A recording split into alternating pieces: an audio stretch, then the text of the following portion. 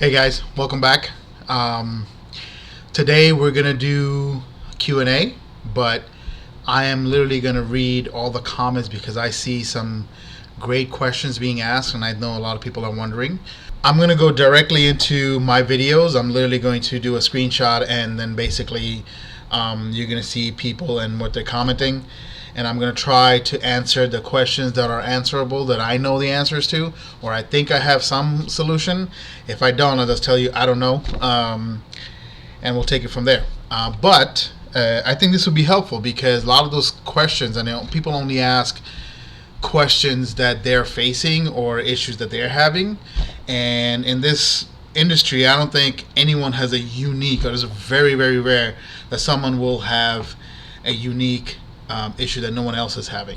Usually we use the same type of part, same brand, same everything. So answering some of these questions will help others that are having the same issue. And hopefully I give you the right answer. Again, I'm not the best. I don't claim to be. I'm just sharing with you guys what I have learned and how I have solved certain issues, and maybe it'll work for you. But before we do that, let's go to the shop, and thank you Landon for doing the video because I didn't get to do it. So he did a quick video because I wasn't there, or I wasn't able to, on what's going on at the shop, what he's working on, what Carl's working on, and to give you an update. All right, this is Landon.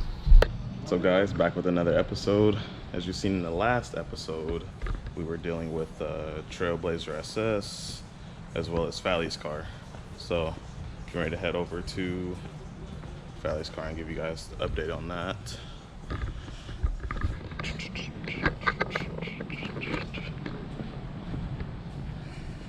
Alright, as you all know, this is Falley's car from the last episode. Everything's finished. He has built head, cams, springs, retainers. I think the goal here is 500, I want to say. He's also doing flex fuel, so E85 should put him right around that. Also heading over to Carl, see what he's working on over here. What's going on, Carl? How you doing? Not too bad. Good, good. What we got going on here? I kind of need you to help me put this transfer case in, but besides that, his clutch is ready. What problems did we find with the clutch and flywheel when taking it out? His clutch was burnt up. It was toast. You know where it is, by any chance?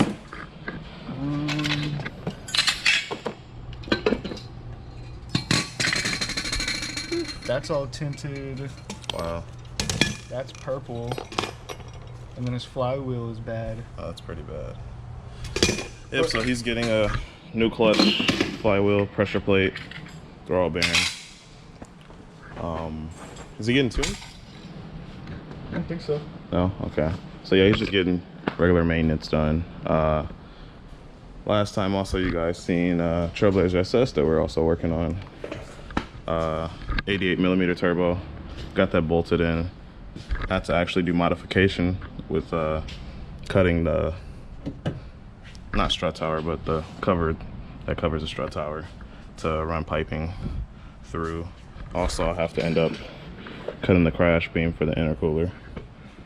But it's getting there. Slow work in progress. Just gotta take my time, and you know, it should get done.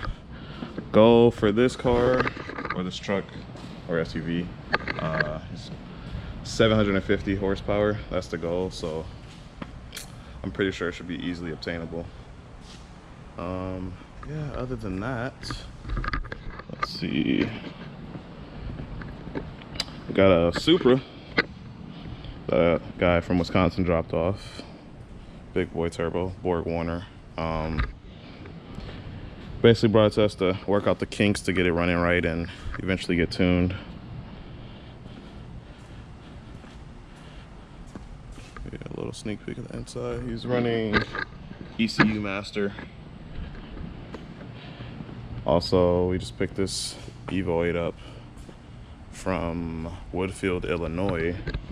It's not running right, so he might end up getting a full engine rebuild. We still have to diagnose, do compression tests, and make sure everything's good to go before advancing towards the other things to get it up and running right. So yep, stay tuned. I'll keep you guys updated, and yeah. I have my content pulled up, my page, and there's quite a lot of videos, but I think we're going to start with January of this year. And then we'll, go moving forward. I think I'll try to be as consistent as possible because I think this is a good way to get the result or the effect my channel would have on the community that I want. Also, excuse the background. I've been kicked out of my room, so I'm in the basement with my children's toys and their playroom. But okay, where do we start? Okay, the 6266. If you guys remember this, I was tuning Vic from New Mexico, and he had some. I was e-tuning him, and he had some boost issues, and we found out that it was actually the springs that was not even rated properly. So let us go in here and take a look at the comments. Okay, I'll start with here. How much would you tune dyno run me? Well, depending on the car, but typically anywhere from 550 to 600 for base map. I'm sorry, single map, and then it goes on, and that's for stock ECU. For aftermarket ECU, depending on what it is, and depending on what kind of wiring you have, what kind of harness you're running, what kind of setup you're running, the price will change. Okay, does it make sense to upgrade turbo piping 3-inch from a 2.5 to get more power, same boost level for 6466? Well, here's the thing. I would recommend 3-inch only if you're going above, like 850, 900. Before that, I think the 2.5-inch works well. The turbo is a big factor because the turbo needs to fill that space. You're adding half an inch, but look at the length of the pipe and look at the volume that's going to equal to that you just increase, and turbo has to fill that. Along with the bigger intercooler, most people will probably have a bigger intake manifold or ported or whatnot. Just the turbo has to work a little harder to fill that space, but it is worth it after a certain power level, I think. Are you offering eTune service right now? Badly need base map to break in my new motor. Everything is ready. I'm on Elite. So yes, I do offer them, but I've gotten away. Well, let's put it this way: my eTunes are a little bit different. The first session is always live, like I need to be live on the phone with you, or chat or video, and then I actually go in and set up your laptop for whatever I need done. And then the first session to get the car up and running and driving well, I usually do a live tune. And then you can go back and forth, with logs at your pace or whatever. Okay, good information, Brian. Thank you for that. Do you have a number I can call you? I think I don't give up my personal numbers to only certain people that I've known for years they know my personal information. But the best way to get in contact with me is either email, by Facebook Messenger, or Instagram Messenger. And then from there, I will give you a number if only when you purchase a tune or some kind of service, because we need to communicate. But other than that, you can also look up Blueprint Autosport on Facebook, and we have the shop number there. Great video. Thank you for that. Happy New Year. Good video made. I will have to check more of them out. My E85 cold and hot start is fine, but if I let the car sit for a couple of hours, I need to pump the accelerator. What could be the issue? I'm stock ECU Tefra V7, so he's an Evo 8.9 MAF. So I would say the issue here, I would say, is if your injectors and everything are working fine and your temperature control is fine, you just probably need to adjust the primer for the hot area, especially if you're running E85. It needs a little bit more juice to get the car started. And then afterwards, you do the post cranking trims for the fuel. And a good way to diagnose that is if you're seeing that you have to crank more, so the more pulse goes in, or afterwards that you get the car started somehow, but it's initially lean and then richens out. that's a good indication that your cranking fuel and the post cranking fuel needs adjustment. Keep up the good work. Very informative. Thank you. Thank you for helping me solve my CoStar problem I have for years. You see this? That's why this is so worth it. When I hear stuff like that, I get so happy. Like, you're very welcome, Andre. Yeah, let's keep going. Watch your vids. It's like being in a class you want to be in. No, we all know places and classes that we were in that didn't want to. Appreciate you sharing your knowledge. Thank you very much. You're very welcome. Great video. I'm newly subscribed and just want to thank you for informative content. Shout out to Vic for being, yes, Vic is very, very nice guy. It was a pleasure working with him, and he actually just called me, I think, yesterday, and he had some issues. I think his Omni 4 bar gave out, and he was stuck on the side of the road, so he called me. And I do support my clients when they have issues afterwards, at no cost. If it's something I have to do, like retune you because you changed something, that's something different. I'm talking about regular troubleshooting. So all right, so that's this vid. Where did I go? Yeah, I watch a lot of rap. Okay, your vids. I gotta keep doing this. Okay, so that was January 1st. Okay, this is another VIX second part, I think, or third part.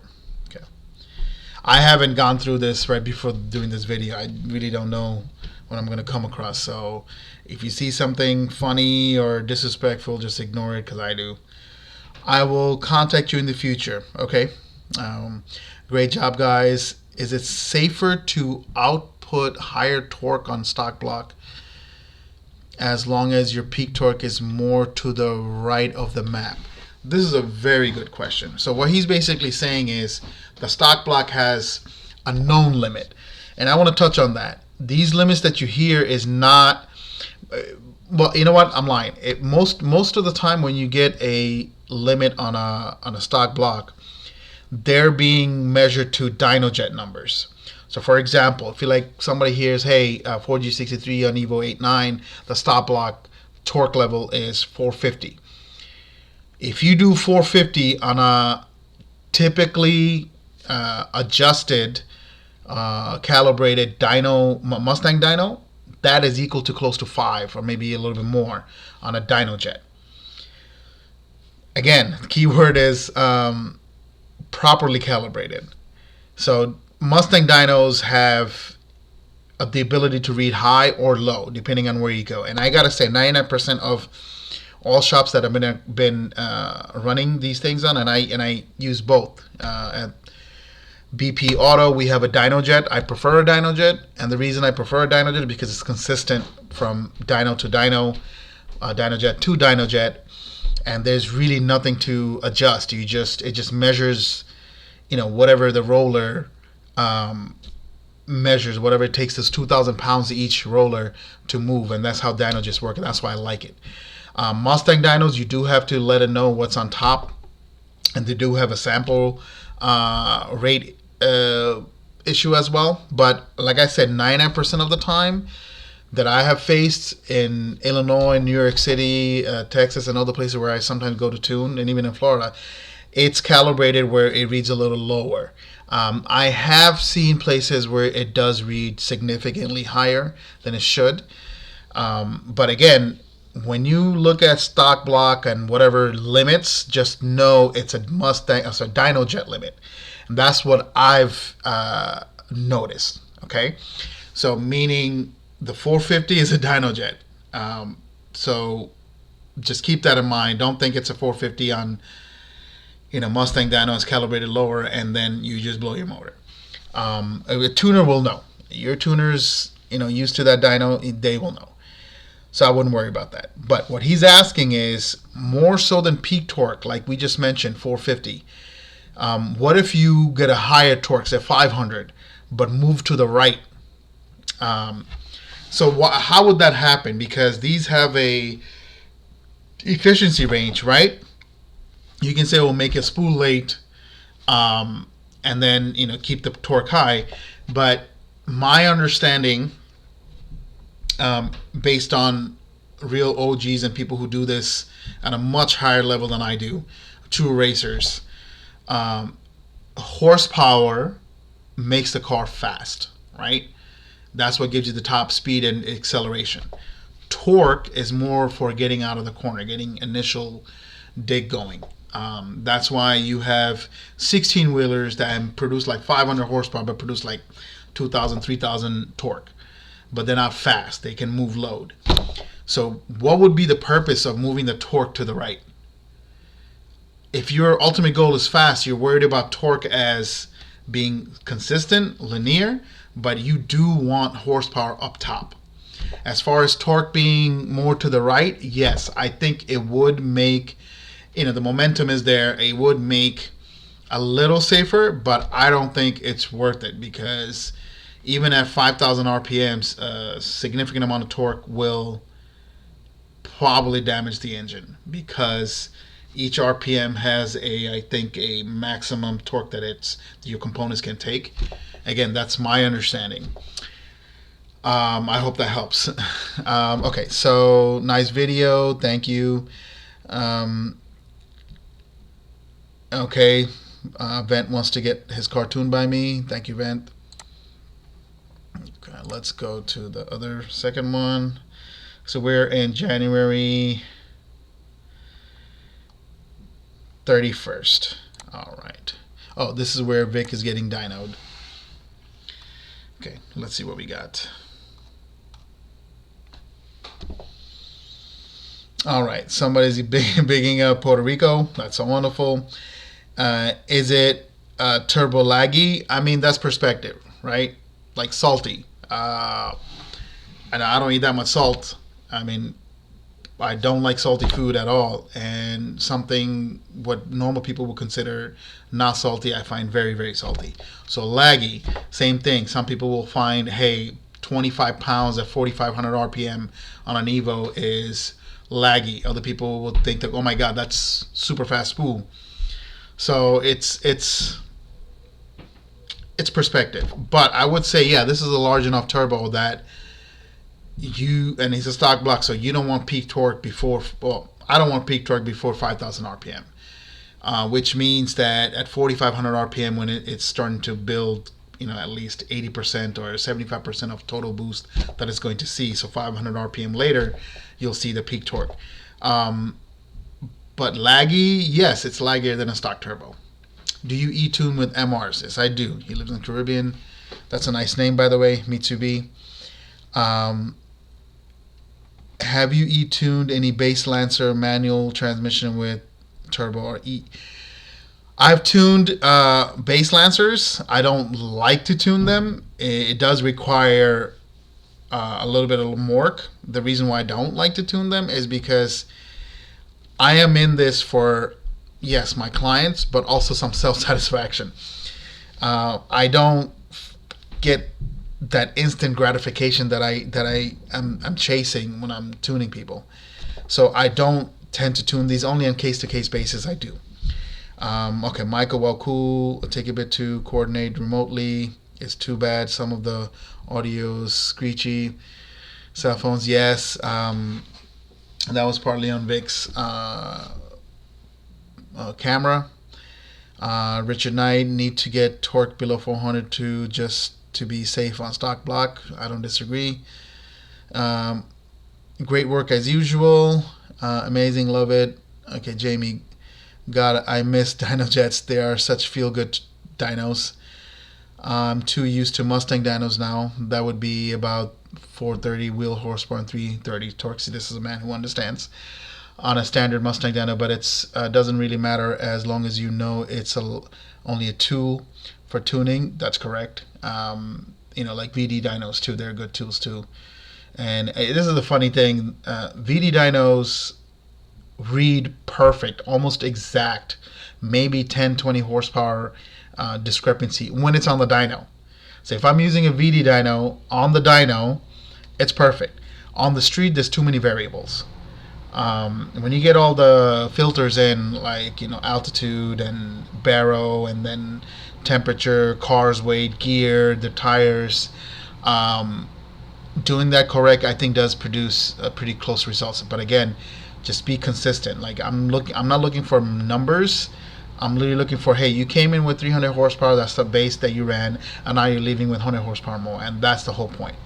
All in all, great job, e-tuning. Keep it safe. Okay.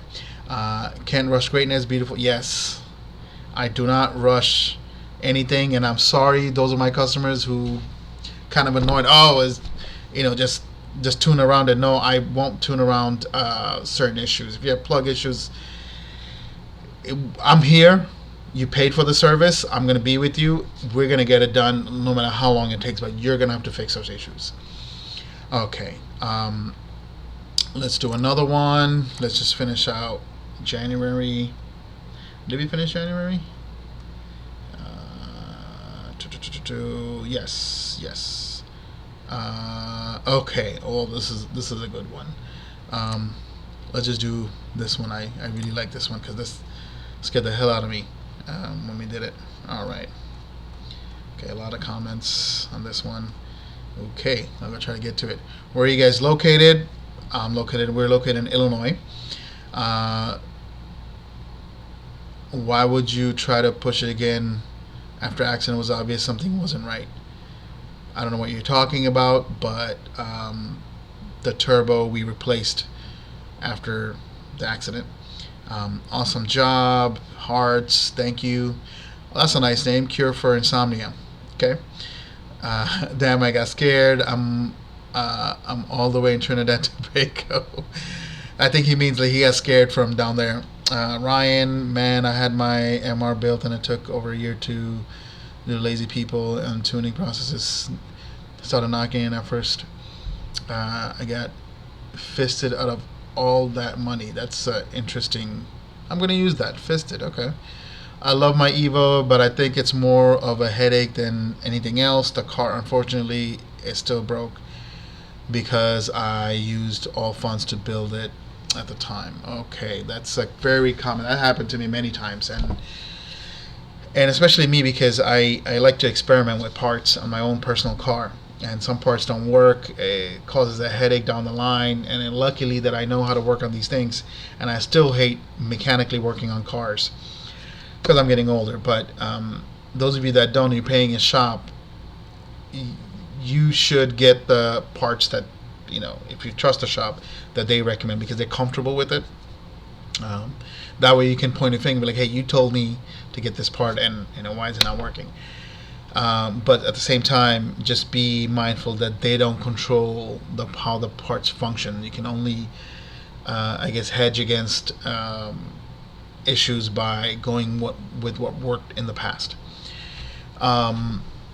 But yeah, plan it out, man. I mean, don't start something you can't finish, right? Can FIC 1200 reach 520? Yes, I have made. Well, I'm lying. The FIC 1200 cc's, which was a replacement for the 1100 cc's, I've done close to 600, and it's close to getting maxed out. It was running a 90% duty cycle. The fuel pump has a lot to do with the too, AFR obviously, and the E85 content. So if you're running, 70% ethanol versus 30% ethanol versus 90% ethanol, is going to have an effect on how far you can take your fuel injectors. Ball bearing, a general bearing, of course. Ball bearing whenever you can afford it. Magic smoke up here. That's funny. Okay. Hey, bro, I need your opinion. I have an Evo 8 making 410, 85. That's pretty healthy. Full bolt-ons except for stock turbo intake manifold. I got to go with 20G turbo this year and just get more on my top end, maybe go to 425. I mean, that's a healthy expectation. The bottom end is stock and close to 100,000 miles. Also thinking of maybe doing speed density. I daily drive the car and I drive it normal. I don't know what that means, but once in a while I do a pull and I take, okay, so he doesn't beat on it, and I take care of it. Is this a plan worth it? I plan to get engine fully built later. Just wondering if I can do this now since I'm on a budget. I think it's definitely achievable. I cannot, or no, neither can you, and I don't think any shop can unless do a compression test and they do a whole bunch of tests how healthy your motor is, and that's a variant. A lot of your answers are in the health of your motor, but yeah, I don't see why 425 or 450 will be unattainable.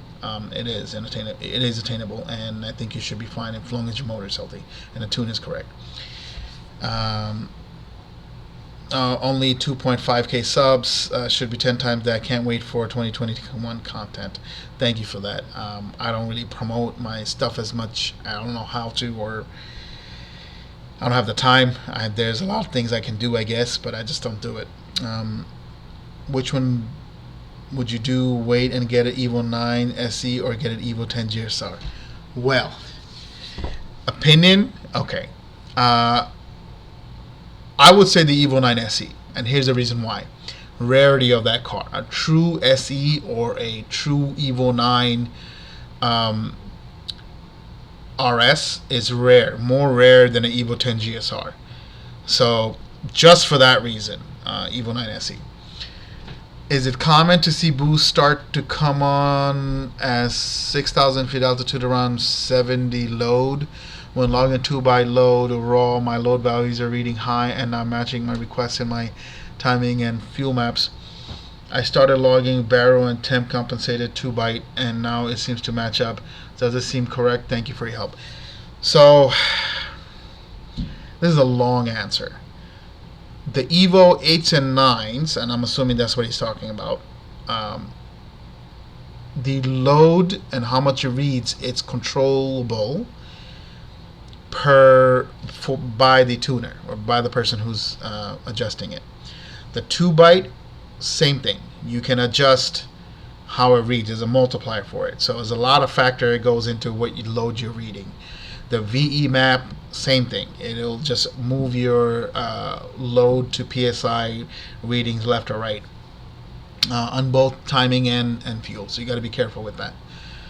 So yeah, my answer is going to be check out my video on how to set up SD. I go into that a little bit so you have a better understanding.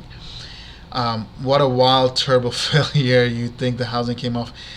Contact us snaps. I have no idea. It looks like the compressor clamp moved, and at the same time it looks like internally there's a bearing that the center cartridge sits on. It looks like that wasn't on right either. But again, I'm not an expert. The owner of that turbo, I don't know what he did with it. He should have sent it back to FP to get it diagnosed, but I don't know. I wondered why the fender lining was not tied up and damaged during the run. It wasn't damaged during the run. That's the way it was. We tried to tie it up as much as we can. It was just the way it was. Like when we got the car, it was just the way that the lining was.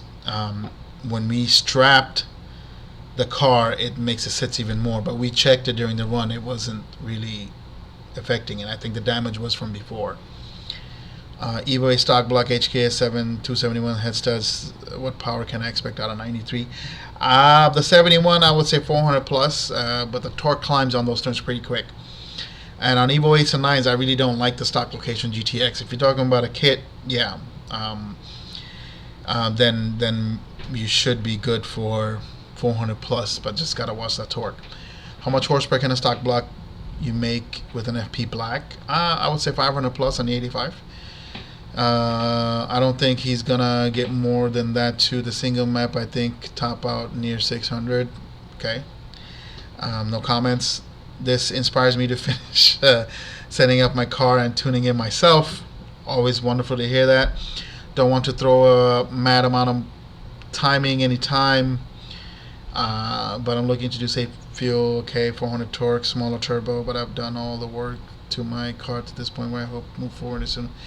Okay, all of the tuners are looking over, so I would have to take my car pretty far away to get anything done. So I really like that you go through explaining. Okay, you're welcome. Nice vid, market for those wheels. Okay, loving your videos, bro. Thank you, good stuff. Thank you, love the content. Thank you, good video, keep it coming. Nice 564 boost. Okay, not curious as to how much power the Evo will make on 33 pounds. Well, I'm not curious. Awesome stuff. What type of intercooler is that? I have no clue. I think it was an ATS. Funny how after it fucks up, he keeps on pinching it. I don't know what that means. RS performance. Okay. Even after seeing the warning, still cringed when I saw the smoke. Okay. Love the channel, man. Thank you. I have a GSR 66,000 miles, 450 pump. Okay. FP red. Curious as to what switch should be. I mean, that red is pretty capable of reaching 5 on the 85, especially if you have cams. But again, it's the torque limit. So I would just worry about keeping that below 400 on the Evo 10s. But I think mid 400s are okay, horsepower wise. Okay, very nice video, straight to the point. Okay, keep it coming. Love the content. Breakdown, you can learn from it. I would say can't prevent a breakdown. Yeah, it's true. My friend is in the process of starting an Evo 8 with Y-scope pistons and Manly H, Manly forged crank. And I'm worried about the main crank clearance being what? 17 and 18 on Journal 5. The rods are 2. They look pretty. That look. What is the stock is like 15 to 18. I'm not sure. That looks like within stock tolerance. So I think you should be okay between 450 and 500. Again, more. This should be more addressed with the person who's building it for you. Really admire, they appreciate what you do. Thank you. Recommend dual pumpers used for hardwire in both pumps. Yes. Or use the OEM wiring. No, hardwire any pump you got with the relay and and its own fuse. 564 on pump on 93 with black. Very nice. No, I think that was on the 85.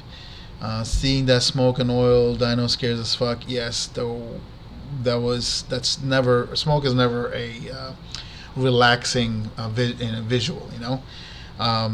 Keep them videos coming. Enjoy watching. Thank you. Must be one of the underrated YouTubes. Thank you. I think so. Can't wait to get tuned. All right. I think we're gonna end it here. Thank you guys for chiming in, for watching this vid, and thank you for support. There are some interesting projects there's been going on, so like one after another. Murphy's Law, right? We had the dyno lift brake. Then we had one of the other vendors kind of ditch us on some of the parts, and then we couldn't get stuff done. Customers got in trouble, and we couldn't get in contact with them. We fixed the dyno, we did a couple of dyno things, and then the dyno lift broke again. So I think this week, fingers crossed, we're gonna get some dyno videos, because we have people just lined up right now because everything got backtracked. Very good projects. A lot of our built engines are gonna get tuned. So thank you for watching. Thank you for subscribing. If you haven't, please do. It really helps. And I will see you next time. Thank you.